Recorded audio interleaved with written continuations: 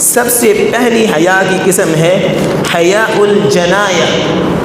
حیاء الجنایہ کسے کہتے ہیں کہ انسان جب گناہ کرتا ہے، غلطی کر لیتا ہے تو پھر اسے شرمندگی ہوتی ہے، اپنے رب سے حیا آتی ہے، دل ہی دل میں اپنے آپ کو ملامت کرتا ہے، اسے کہتے ہیں حیاء الجنایہ۔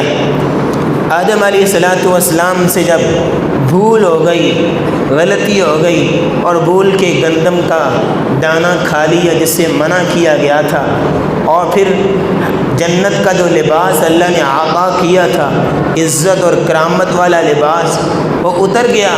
جب لباس اترا تو بھاگے جنت میں چھپانے کے لیے اپنے آپ کو، حیا کرتے ہوئے۔